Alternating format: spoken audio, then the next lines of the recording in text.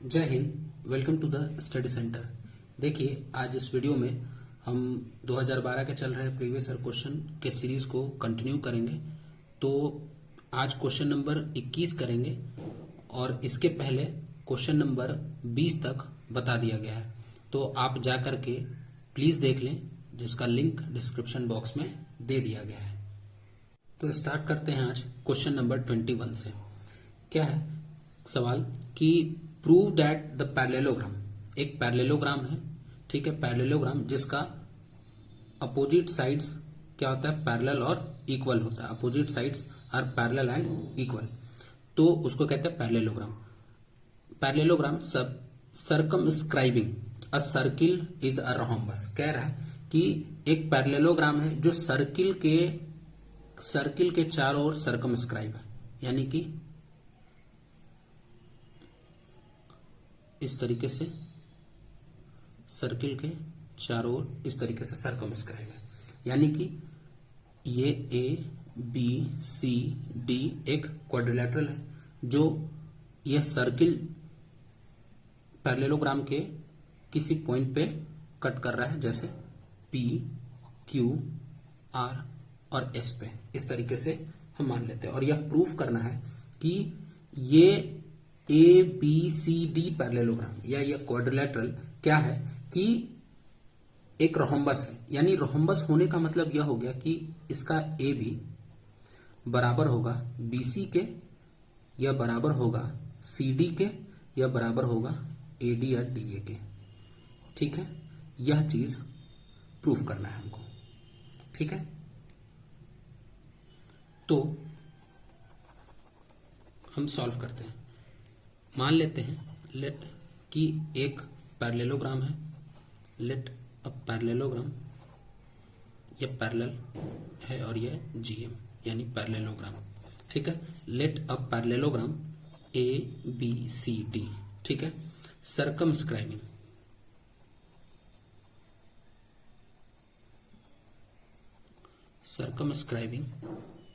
अ circle, ठीक है। अब इसमें जब यह सर्किल के अंदर सर्कमस्क्राइब है और यह एक पैरेललोग्राम है, तो इसका मतलब यह हो गया कि ये ए बी और डी सी बराबर होगा, यानी कि A B is equal to D C, A B D C के बराबर होगा। और यह एक पहली बात, और दूसरी बात कि ये ए डी बी सी के बराबर होगा, यानी कि ये A D is equal to इस बी सी के बराबर होगा। ठीक है, यह हो गई दूसरी बात। ठीक, तो हम प्रूफ क्या करना है, टू प्रूफ करना है कि ये ऑल साइड्स आर इक्वल, यानी A B is equal to B C और सी डी और ये डी ए इक्वल होगा। ठीक है, तो हम यहां से करते हैं प्रूफ। यहां से हम यह जानते हैं कि यहां पे ये डी, यहां पे ये सी, यहां बी और ये ए एक इस सर्किल का एक्सटर्नल पॉइंट है, और यहां पे किसी एक पॉइंट पे यह जो साइड है पैरेललोग्राम का किसी एक पॉइंट पे यहां पे टच कर रहा है। इसका मतलब यह हो गया कि ये एक एक्सटर्नल पॉइंट है और ए पी और A S B P B Q इस तरीके से ये सभी क्या है, ये एक टेंजेंट है। इसका मतलब कि ये ए पी ए एस के बराबर होगा, यानी कि ये A P is equal to ये A P is equal to A S होगा। ठीक है, फिर उसी तरीके से यह बीपी ये बी क्यू के बराबर होगा, बी क्यू के बराबर होगा। फिर उसी तरीके से ये सी आर इक्वल होगा सी क्यू के, सी आर इक्वल होगा सी क्यू के। ठीक है, फिर उसी तरीके से ये डी आर इक्वल होगा डी एस के।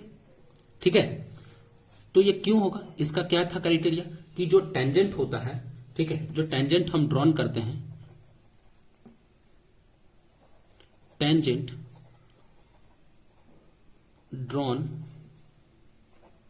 फ्रॉम एन एक्सटर्नल पॉइंट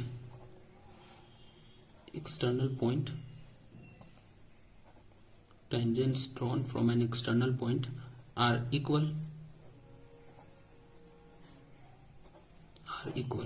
यानी कि यह सभी जो है यहाँ पे इनका एक्सटर्नल पॉइंट हो गया, और ए एस ए पी के बराबर, ये बी पी बी क्यू के बराबर, सी क्यू सी आर के बराबर, डी आर डी एस के बराबर हो जाएगा। ठीक है, अब क्या करते हैं कि इन सभी को, इन चारों को क्या कर लेते हैं, ऐड कर लेते हैं, यानी कि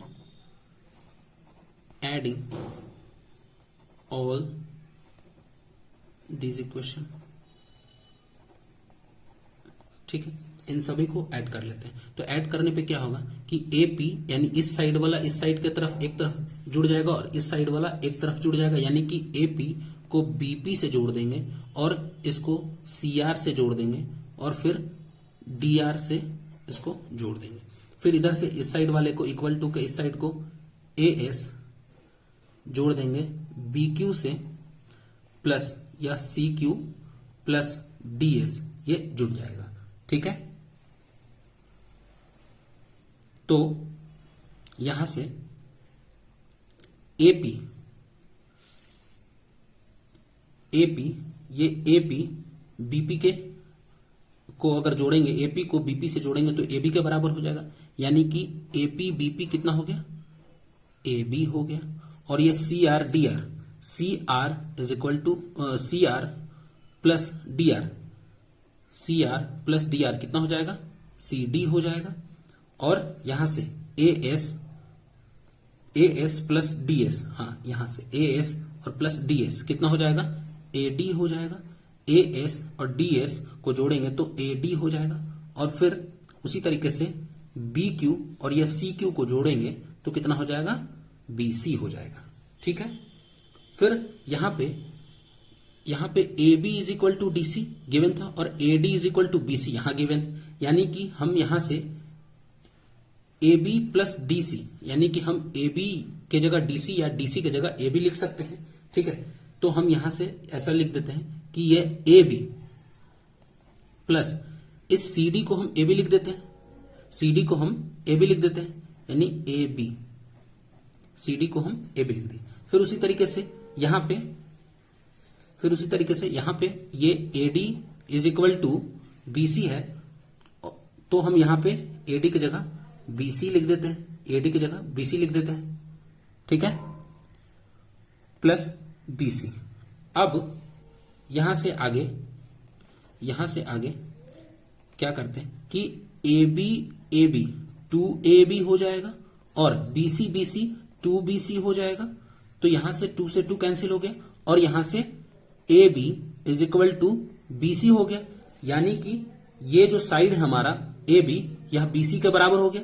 इसको मान लेते हैं कि यह इक्वेशन हमारे लिए यह थर्ड हो गया।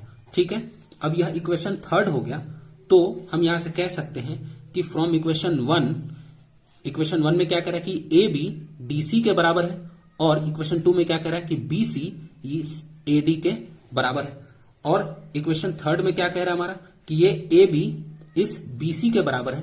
तो हम यहां से कह सकते हैं कि फ्रॉम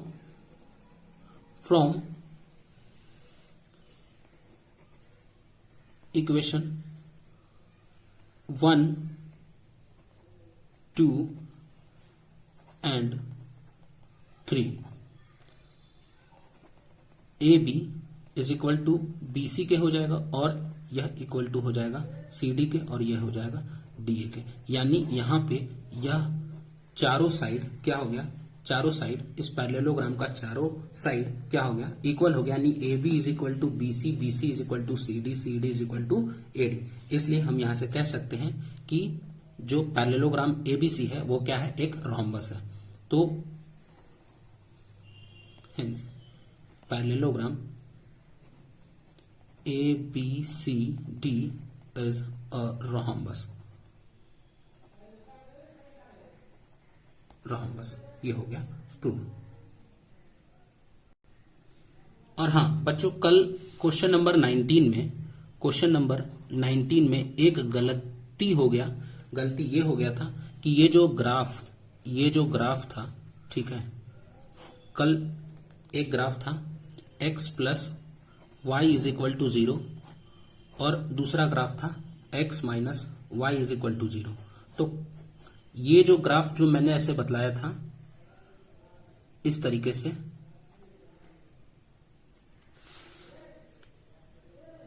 ये जो ग्राफ हुआ ये x minus Y is equal to 0 का हो गया, और x प्लस वाई का ग्राफ जो होगा वो ये होगा, x प्लस वाई का ग्राफ ये होगा। अब यहां से x इज इक्वल टू, अगर y इधर आएगा तो माइनस वाई होगा, यानी कि यहां पे हर वैल्यू x का इस पॉइंट, इस लाइन पे हर वैल्यू x का क्या होगा, पॉजिटिव होगा, x का पॉजिटिव होगा। और यहां पे अगर y को अगर इधर लेके आएंगे तो x is equal to Y होगा। तो यहां पे इस लाइन पे हर वैल्यू x का और y का दोनों का इक्वल होगा। अगर इधर से निगेटिव जाएंगे तो नीचे आएंगे तो y भी निगेटिव होगा, और अगर इधर से x जाएंगे तो y अगर ऊपर जाएंगे तो पॉजिटिव होगा। यानी कि हर वैल्यू इस लाइन पे हर पॉइंट का जो कोऑर्डिनेट होगा वह इक्वल होगा। ठीक है, जैसे 1 1, 2 2, 3 3, 4 4 इस तरीके से, या 0 0 भी हो सकता है। ठीक है, वैसे ही यहां पे इस लाइन का कोऑर्डिनेट होगा कि एक अगर पॉजिटिव है तो दूसरा नेगेटिव हो सकता है, या दूसरा अगर नेगेटिव है तो दूसरा पॉजिटिव होगा। ये इस तरीके से, अगर एक नेगेटिव तो दूसरा पॉजिटिव, अगर दूसरा पॉजिटिव तो ये नेगेटिव होगा। यानी कि अगर x का वैल्यू नेगेटिव होता है तो y पॉजिटिव होगा, या x का वैल्यू पॉजिटिव होता है तो y नेगेटिव होना पड़ेगा। ठीक है, या 0 0 भी हो सकता है, 0 0 भी पॉसिबल है। अगर यहाँ पे 0 यहाँ पे 0 रख करके अगर जोड़ेंगे तो यहाँ भी यह 0 होगा। ठीक है, तो इसलिए यहाँ पे जो कल यह गलती हो गया था मुझसे कि ये वाला जो ग्राफ था वो मैंने बतला दिया कि ये x प्लस वाई का ग्राफ है, जो कि यह गलत था। ठीक है, ये सही है, x प्लस वाई का ग्राफ ये होगा, ताकि यहां पे दोनों कोऑर्डिनेट यानी x और y को जोड़ेंगे तो कितना आना चाहिए, 0 आना चाहिए। यानी एक पॉजिटिव एक नेगेटिव होगा तभी तो। और यहाँ पे क्या है कि दोनों पॉजिटिव है, अगर यहाँ पे दोनों को अगर जोड़ते हैं तो यहाँ तो 0 आएगा नहीं। ठीक है, दोनों को घटाने पे 0 आएगा। ठीक है, तो कल के लिए सॉरी। अब करते क्वेश्चन नंबर 21 का और वाला, यह है और वाला। ठीक है, इसमें कह रहा है कि prove that opposite side of a quadrilateral circumscribing a circle subtended supplementary angle at the centre of the circle. यानी कि एक कोई क्वाड्रिलेटरल है,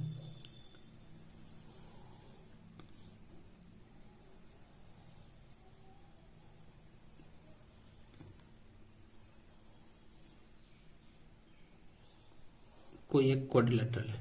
ठीक है, क्वाड्रिलेटरल ए बी सी और ये डी, इस तरीके से क्वाड्रिलेटरल है। इस क्वाड्रिलेटरल में यहां पे इस क्वाड्रिलेटरल में एक सर्किल इंस्क्राइब है। ठीक है, या अगर इंस्क्राइब का बात करते हैं तो क्वाड्रिलेटरल के अंदर इंस्क्राइब है सर्किल, और अगर सर्कमस्क्राइबिंग का बात करते हैं तो सर्किल के बाहर एक सर्कमस्क्राइब है क्वाड्रिलेटरल। ठीक है, और यहां पे ये कह रहा है कि यहां जो सर्किल है, इस सर्किल के ऊपर जो कोण एंगल जो सबटेंड होगा, यानी कि मान लेते कि अगर यहां पे सेंटर O है तो यहां से ये जो मिलने वाला ये जो रेडियस होगा यहां पे यह 90 डिग्री बनाएगा। अगर मान लेते कि ये यहां पे टच कर रहा है P, ये Q और ये R और ये S पॉइंट पे, तो यहां से इस P पॉइंट पे इस रेडियस O से यहां पे 90 डिग्री का एंगल बनाएगा, और यहां पे यह रेडियस जो है इस वाले पे यहां पे 90 डिग्री का एंगल बनाएगा, और यहां पे ये 90 डिग्री का एंगल बनाएगा, और ये 90 डिग्री का एंगल बनाएगा। ठीक है, तो यहां पे ये कह रहा है, और एक बात कि इसको इससे अगर मिलाते हैं, और अगर इसको इससे मिला देते हैं, और अगर इसको इससे मिला देते हैं, इसको इससे मिला देते हैं, यानी कि A को O से, B को O से, C को O से और D को O से, तो यहां पे ये जो एंगल बन रहा है ना, ये AOB और DOC, ये दोनों एंगल जो होगा सप्लीमेंट्री एंगल होगा। वैसे सप्लीमेंट्री एंगल बताना चाहेंगे कि ये जो होता है दो एंगल का सम 180 डिग्री होता है, यानी अगर angle A plus angle B करते हैं, अगर 180 डिग्री आता है तो इसको कहते हैं सप्लीमेंट्री। ठीक है, तो यहां पे कहा है कि अपोजिट साइड क्वाड्रिलेटरल के अपोजिट साइड पे कितने डिग्री का एंगल बनना है? 180 डिग्री का एंगल बनना है। सप्लीमेंट्री मतलब दो एंगल का सम कितना होना चाहिए? 180 डिग्री होना चाहिए। यानी कि यह एंगल यह क्वाड्रिलेटरल है, इस क्वाड्रिलेटरल के अपोजिट साइड यानी ए बी और डीसी से बनने वाला जो एंगल है सेंटर पे, यह एंगल और ये एंगल अपोजिट साइड से बनने वाला सेंटर पे एंगल वो कितना डिग्री का होना चाहिए? उनका सम 180 डिग्री का होना चाहिए। उनका सम 180 डिग्री का होना चाहिए। तो हम यह मान लेते हैं, ठीक है, let a quadrilateral A B C D, let a quadrilateral A B C D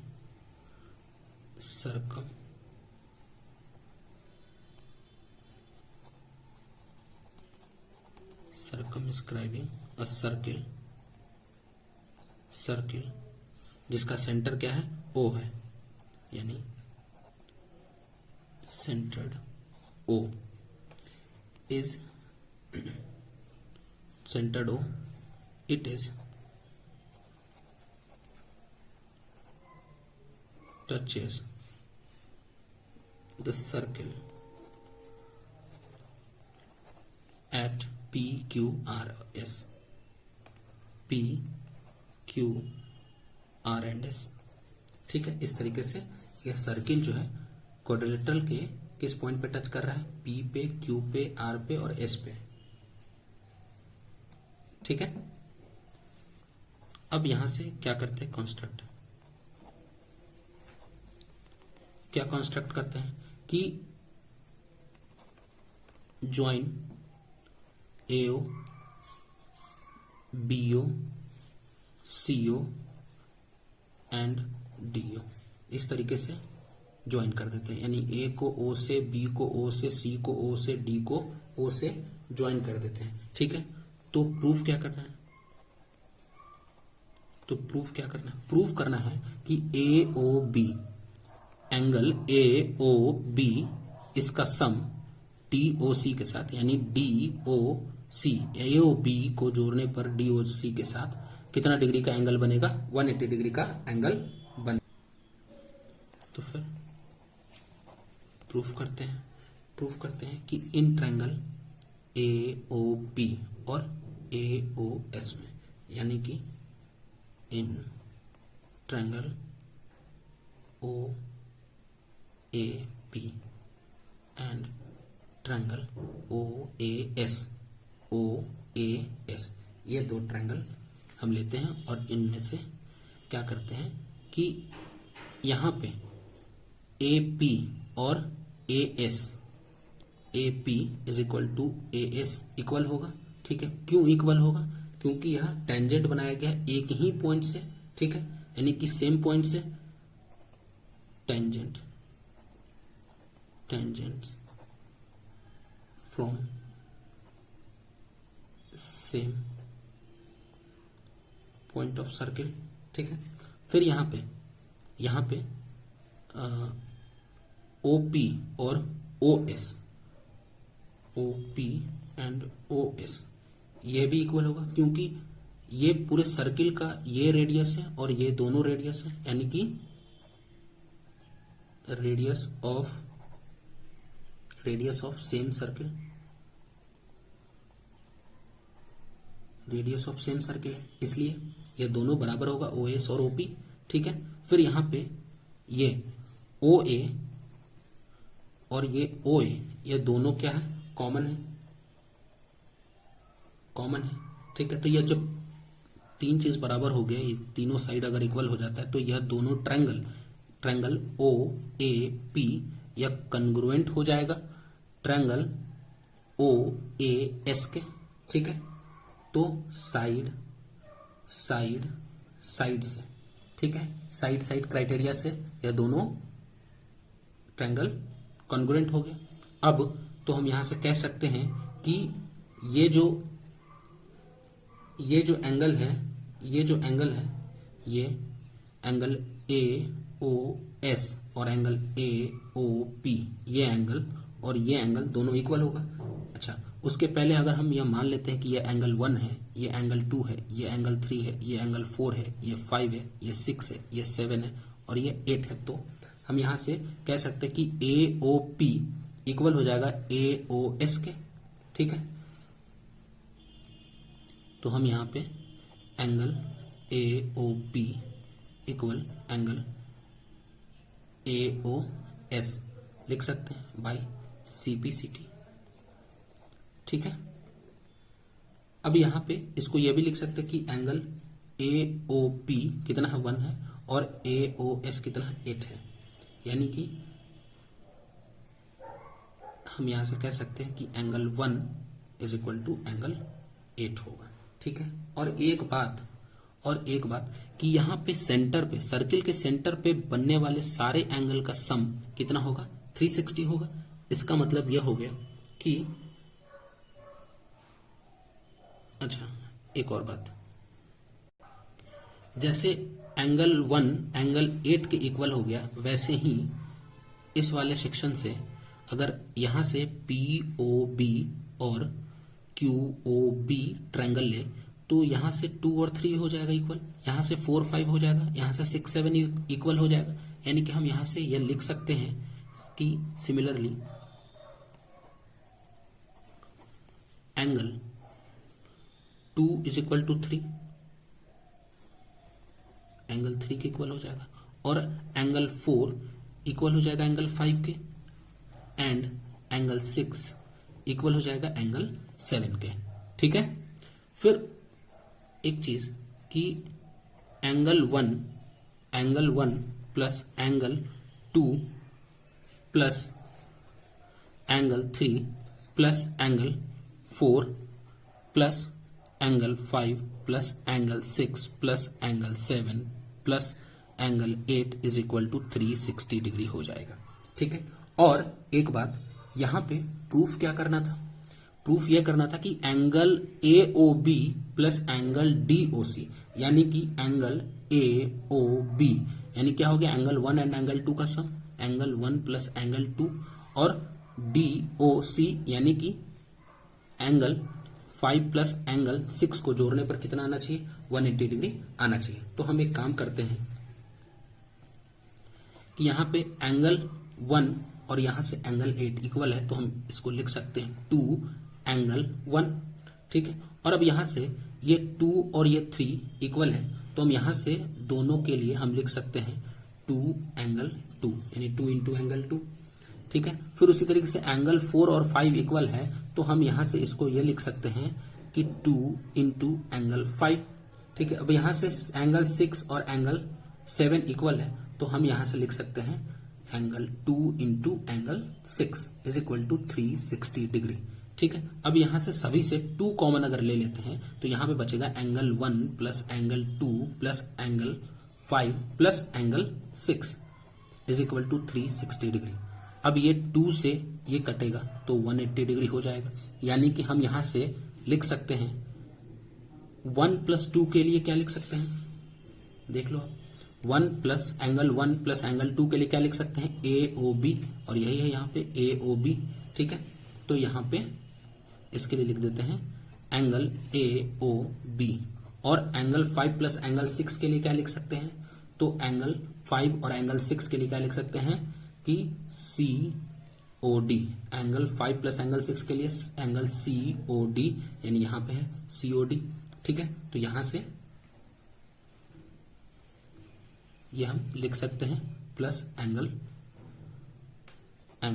DOC is equal to 180 degree. और यही तो प्रूफ करना था कि जो अपोजिट साइड होगा क्वाड्रिलेटरल का, अपोजिट साइड होगा क्वाड्रिलेटरल का, वहां पे सर्किल से बनने वाला जो एंगल होगा वो कितने डिग्री का एंगल होगा, वो सॉरी उनके अपोजिट साइड का जो एंगल होगा वो उनका सम 180 डिग्री होगा। ठीक है, जो कि यहां पे प्रूफ हो गया। ठीक है, अब क्वेश्चन नंबर 22 करते हैं। कह रहा है कि from a solid cylinder of height 7 centimetre, जिसका हाइट कितना है, एक सॉलिड सिलेंडर है जिसका हाइट कितना है 7 सेंटीमीटर है। एक सिलेंडर है एक सिलेंडर है जिसका हाइट 7 सेंटीमीटर है, एक सिलेंडर जिसका हाइट 7 सेंटीमीटर है and base diameter is 12 centimetre. अगर इसका डायमीटर 12 सेंटीमीटर है तो इसका रेडियस कितना होगा? इसका radius r is equal to 6 centimetre हो जाएगा। ठीक है, और यहां से इसका हाइट कितना है? इसका हाइट है 7 सेंटीमीटर। ठीक है, अब यहां पे कह रहा है कि a conical cavity of same height and same base diameter is hollowed out. ठीक है, इसी सिलेंडर से क्या किया जाता है? एक कोन काट करके इस तरीके से निकाला जाता है। ठीक है, एक कोन काट करके इस तरीके से निकाल लेते हैं और इसको क्या कर देते हैं? हॉलो कर देते हैं, यानी खोखला कर देते हैं इसको काट करके। तो यानी कि एक अंदर में, यहां इस सिलेंडर के अंदर में यहां पे क्या बन जाएगा? सिलेंडर के अंदर में यहां पे बन जाएगा हॉलो कोन। ठीक है, यहां पे सिलेंडर के अंदर क्या बन जाएगा? कोनिकल कैविटी, यानी कि यहां पे एक कैविटी बन जाएगा, एक खोखला बन जाएगा। कोनिकल यानी कोन शेप का एक कैविटी बन जाएगा, खोखला बन जाएगा। ठीक है, जिसका रेडियस वही रहेगा 6 सेंटीमीटर। ठीक है, तो बोल रहा है कि find the total surface area of remaining solid. तो इस रिमेनिंग सॉलिड का टोटल सरफेस एरिया क्या होगा? तो यहां पे हियर हमारा हाइट h ऑफ सिलेंडर कितना था? 7 सेंटीमीटर था। ठीक है, और radius r of cylinder is equal to कितना था? 6 सेंटीमीटर था। ठीक है, क्योंकि डायमीटर 12 है तो रेडियस कितना हो जाएगा? 6 सेंटीमीटर हो जाएगा। फिर उसी तरीके से हाइट ऑफ कोन, यह कितना हो जाएगा? हाइट ऑफ कोन भी वही है, h है, यानी कि जितना ऊंचाई सिलेंडर का है उतना ही ऊंचाई कोन का भी है। तो यानी कि यहां से हाइट ऑफ कोन कितना हो जाएगा? वही हो जाएगा 7 centimetre, h is equal to 7 centimetre. और radius r of cone is equal to वही हो जाएगा 6 सेंटीमीटर। ठीक है, यानी कि इसका जो हाइट सिलेंडर का है वही हाइट कोन का होगा, और जो रेडियस सिलेंडर का है वही रेडियस कोन का होगा। ठीक है, तो यहां से एक और बात कि निकालना है क्या? टोटल सरफेस एरिया, यानी कि टीएसए निकालना है। तो टीएसए निकालने के लिए सबसे पहले क्या अप्लाई करेंगे? तो पहले सिलेंडर के बाहर में जितना भी सरफेस है वो, यानी कि सिलेंडर का सीएसए ऑफ सिलेंडर, और फिर सीएसए ऑफ कोन। ठीक है, और फिर यहां पे ये जो नीचे वाला जो बेस होगा एक सर्किल, यानी कि एरिया ऑफ सर्किल। तो इसके लिए फॉर्मूला हो जाएगा 2 पाई RH, और इसके लिए फॉर्मूला हो जाएगा पाई RL। लेकिन यहां पे H है, R है, लेकिन L नहीं पता है, तो यहां पे हम L निकालेंगे, यानी कि L क्या होता है? स्लैंट हाइट होता है। Slant height L is equal to क्या हो जाता है? रूट अंडर H का स्क्वायर प्लस R का स्क्वायर होता है। ठीक है, तो यहां से जो H है, H यानी हाइट, वो कितना है? 7 का स्क्वायर, और यहां से जो R है वो कितना है? 6 का स्क्वायर है। ठीक है, यानी कि 7 का स्क्वायर 49, 6 का स्क्वायर 36 रूट अंडर, और ये हो जाएगा हमारा 85 रूट अंडर 85। ठीक है, अब इसका 85 का स्क्वायर रूट निकालेंगे। 85 का स्क्वायर रूट निकालने के लिए सबसे पहले ये देखते हैं कि हम यहाँ पॉइंट दे करके 0 देंगे, जितना चाहो उतना मर्जी, लेकिन यह ध्यान रहे कि 0 भी जो होगा वो पेयर में होगा। ठीक है, और यहाँ पे इस तरीके से करने के बाद फिर इसको डिवाइड करेंगे, यानी कि 9 9 81, यानी कि जितना नंबर से हम डिवाइड करेंगे उतना ही बार में डिवाइड करेंगे, यानी कि 9 ले रहे हैं तो 9 बार में ही यहाँ पे लगाएंगे, यानी 9 9 81। ठीक है, अब यहाँ से इसको घटाएंगे, 85 में से 81 जाएगा तो 4। अब यहाँ पे एक बात कि इधर जो नंबर है इन नंबर को जोड़ देंगे। ठीक है, इस नंबर को जोड़ देंगे, यानी 9 + 9 18 और 85 में से 81 गया 4। और ये जब भी नीचे आएगा ये दोनों पेयर वाला 0 नीचे आएगा।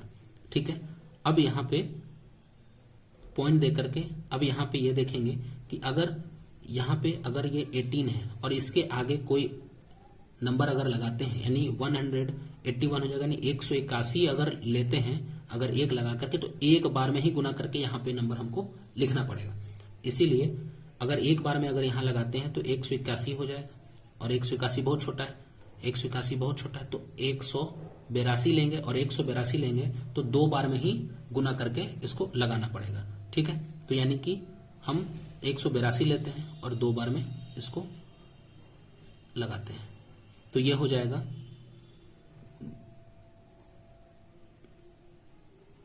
364।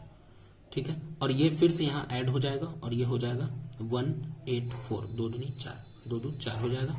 ठीक है, और ये 400 में से 364 जाएगा, ये 36 हो जाएगा और यहाँ 0।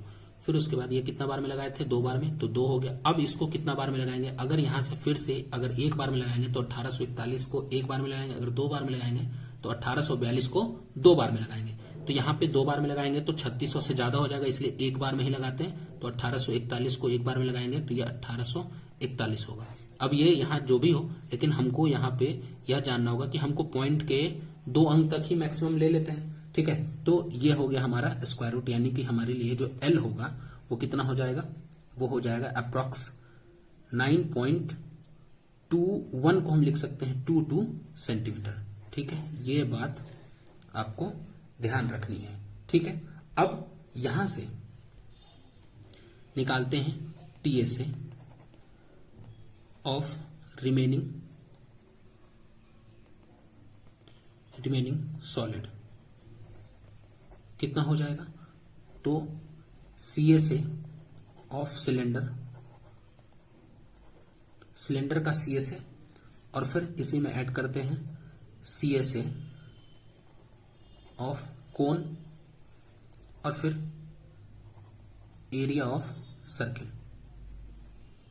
ठीक है, फिर उसके बाद अब सबको फॉर्मूला से अप्लाई करते हैं, यानी कि ये 2 पाई आर एच और ये पाई आर एल, और एरिया ऑफ सर्किल कितना हो जाएगा, तो पाई आर स्क्वायर। ठीक है,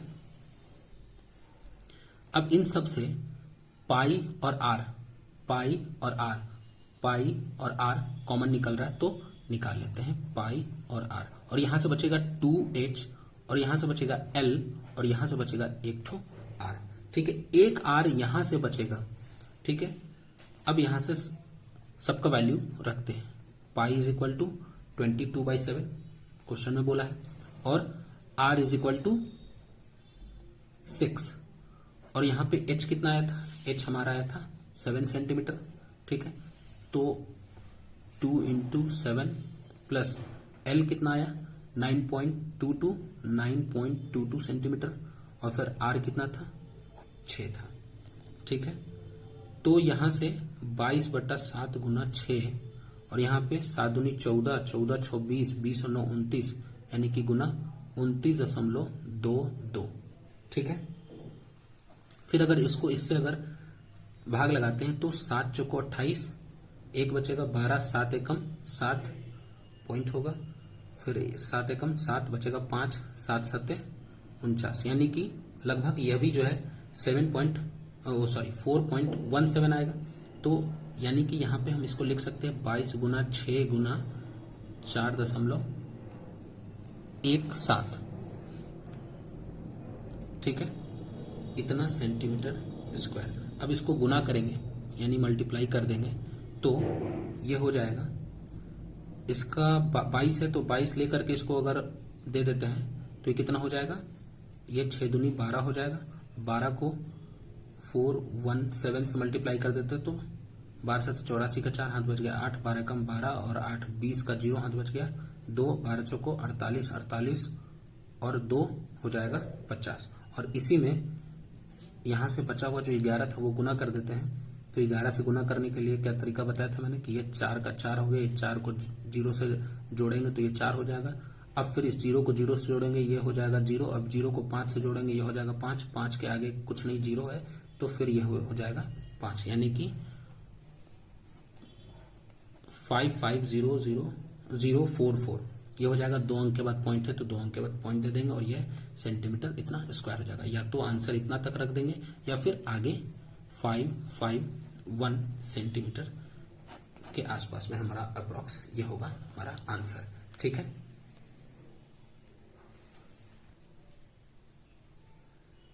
अब क्वेश्चन नंबर 22 का और है।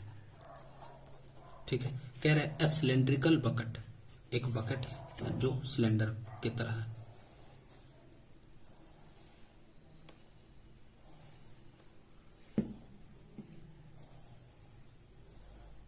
ठीक है, ये मान लो कि बकेट है। ठीक है, मान लो।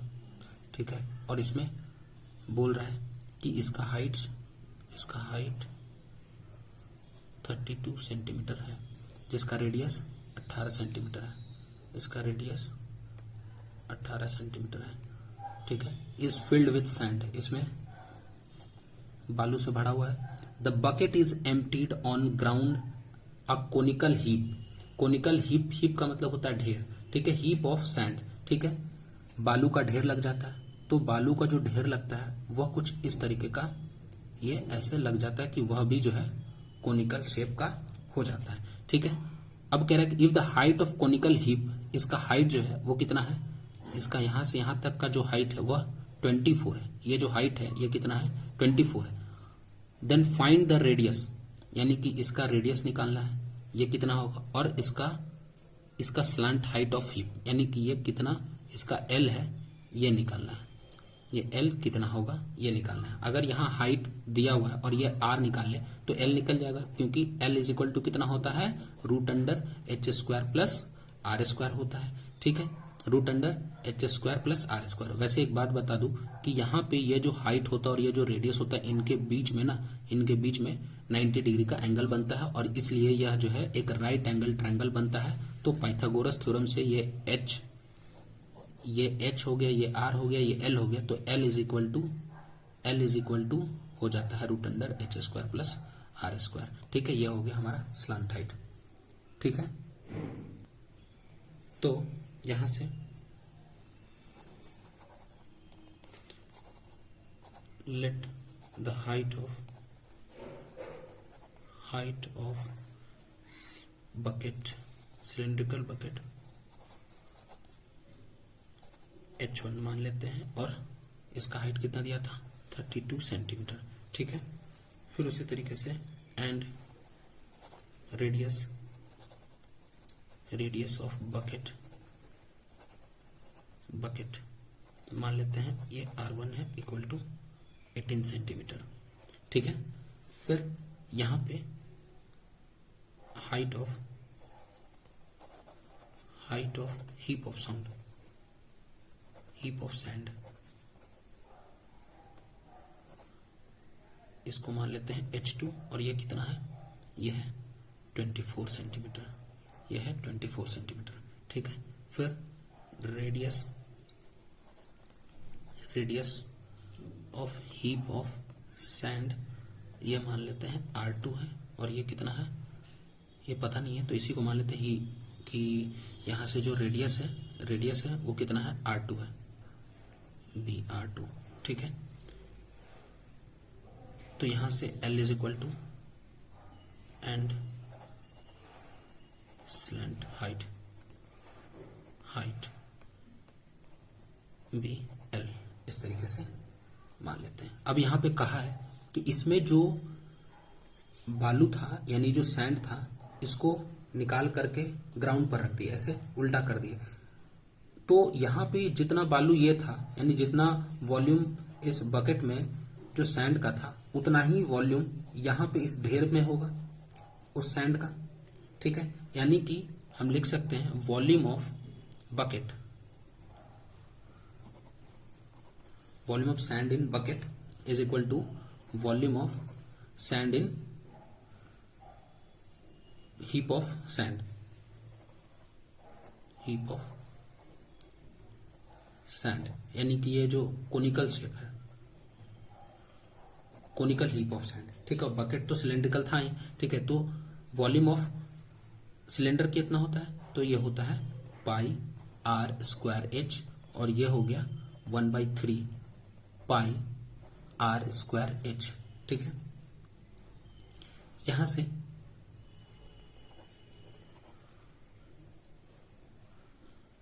यहाँ पे बकेट का जो रेडियस था वो कितना था, R1 था, और इसका H1 था, और ये R2 था, और ये H2 था। तो इसलिए ये पाई से ये पाई कैंसिल हो गया, और यहाँ से R1 कितना था 18 इंटू 18 यानी 18 का स्क्वायर हो गया, और यहाँ से H1 कितना था 32 हो गया, और यहाँ से R2 ये रेडियस तो निकालना था, तो R2 का स्क्वायर इंटू ये H2 24 था, ठीक है। और यहां से तो हम लिख सकते हैं कि R2 इज इक्वल टू, पहले तो इसको काट लेते हैं, 8 चौको 32 और ये 8 3 का 24, ठीक है। और यहां से ये 1/3 था, ये 3 से ये 3 कट गया, यानी कि R2 is equal to 18 into 18 into 4 हो गया, ठीक है। तो यहां से R इज इक्वल टू क्या लिख सकते हैं, √18 इंटू 18 इंटू 4, ठीक है। 18 इंटू 18 है, यानी कि 18 हो गया, और ये 4 का स्क्वायर रूट 2 हो गया, यानी कि यहां से, इसलिए R is equal to 36 centimetre ये हो जाएगा हमारा, ये निकल गया रेडियस, R निकल गया। तो निकालना कितना, क्या बोला था, R के साथ साथ स्लैंट हाइट भी निकालना था, फाइंड द स्लैंट हाइट, ठीक है। तो यहां से स्लैंट हाइट के लिए L इज इक्वल टू क्या होता है, √H square plus R square, ठीक है। तो यहां से H हमारा कितना था उस कोण का, तो 24 था, और R 24 का स्क्वायर प्लस ये हो गया 36 का स्क्वायर, ठीक है। अब यहां से कैलकुलेशन करने के लिए आप यहां चाहो तो 24 का स्क्वायर 576 और